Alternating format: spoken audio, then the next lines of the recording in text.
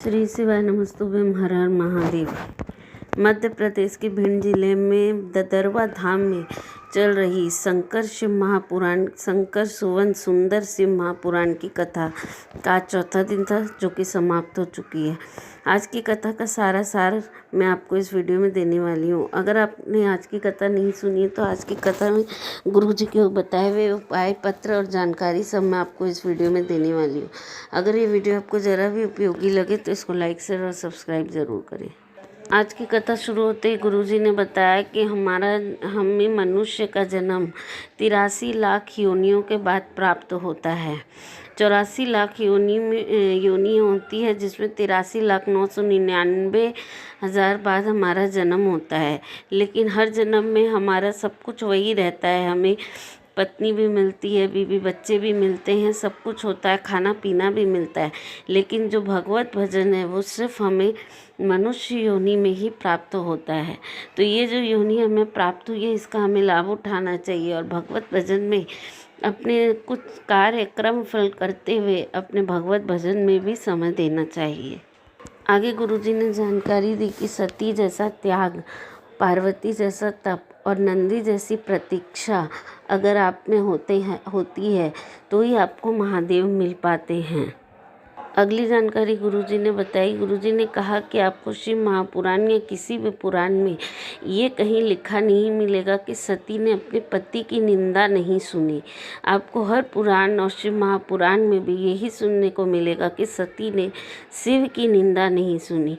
इसलिए गुरुजी ने बताया कि कहीं भी शिव की निंदा हो रही हो, चाहे कितना भी बड़ा कोई संत हो, महात्मा हो या कोई नॉर्मल इंसान हो, अगर वह शिव की निंदा करता है तो आपको वहाँ से चले जाना चाहिए, क्योंकि शिव की निंदा सुनने वाले का जीवन कभी भी अच्छा नहीं होता। आगे गुरुजी ने जानकारी दी कि सिंदूर जो माताएं अपनी मांग में भरती है, वह सिंदूर जब भरते समय अपने सिंदूरे को, यानी जिस पात्र से वह सिंदूर भरती है, उस सिंदूरे को कभी नीचे मेज पर, गद्दे पर या किसी चीज़ पर रखकर नहीं भरना चाहिए। सिंदूर को हमेशा एक हाथ में डिब्बे पकड़कर दूसरे हाथ से मांग भरनी चाहिए। जो माताएं या बहनें अपना सिंदूर सिर नीचे रखकर भरती हैं या किसी मेज पर, टेबल पर, ज़मीन पर कहीं भी रखकर फिर मांग भरती है, तो उनका पति हमेशा रोगीला रहता है, उन रोगों से ग्रसित रहता है। इसीलिए जब शादी के समय भी मांग भरी जाती है तो पति एक हाथ में सिंदूरा लेकर दूसरे हाथ से मांग भरता है। तो इसीलिए गुरुजी ने सबको ये बताया कि अगर आप ये कार्य कर रहे हैं तो आज से ही आप इस कार्य में सुधार ले आएँ।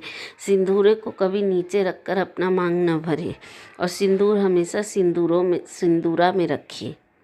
अगली जानकारी गुरुजी ने दी कि आज माताएं बहनी को सिंदूरों में सिंदूर रखना और उससे मांग भरना भी आलस लगता है। उनके तो सिर्फ पेंसिल आती है जिसको वह मांग में खींच लेती है, लेकिन गुरुजी ने बताया कि असली सिंदूर वही होता है जो सिंदूरों में रखा कर और भरा जाता है। उसी से माताएं और बहनों को अपनी मांग भरनी चाहिए। अगली जानकारी एक पत्र है जो जिसमें नाम तो नहीं लिखा था, वो पंडित जी द्वारा ही किसी वहाँ ददरवा धाम के पंडित जी द्वारा ही दिया गया था। पंडित जी को जिसने लिखा था उन्होंने पंडित जी के हाथों भिजवाया था। उस पत्र में लिखा था कि मुझे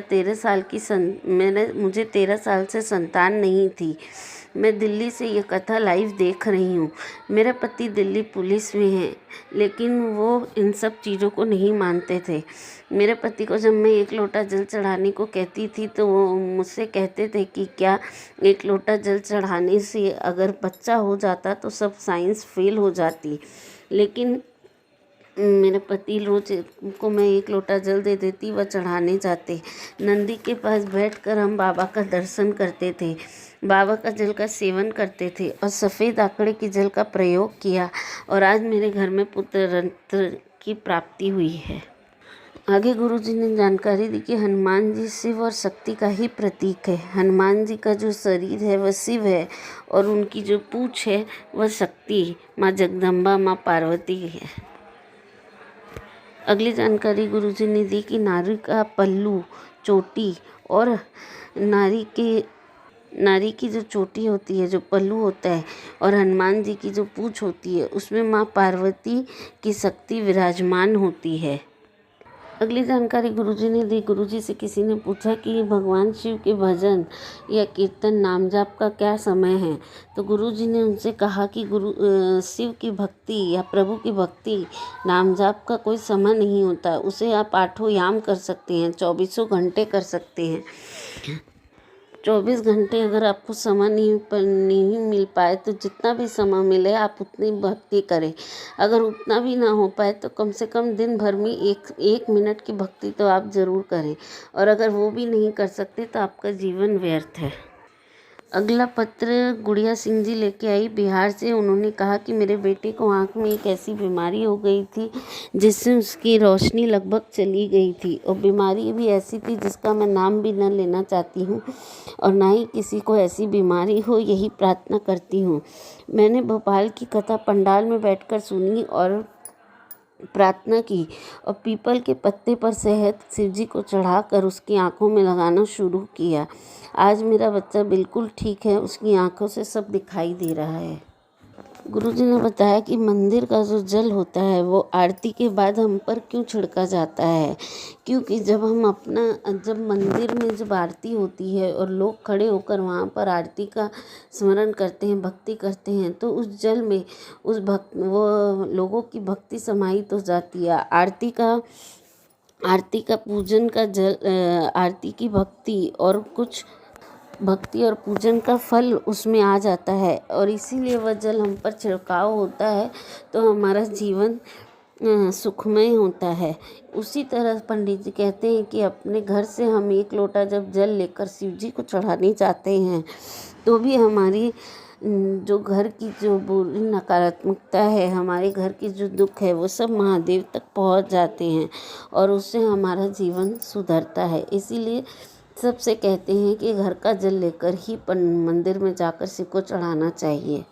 अगली जानकारी गुरुजी ने दी कि हनुमान जी के चरणों से लेकर हम सिंदूर अपने मस्तक पर लगाते हैं।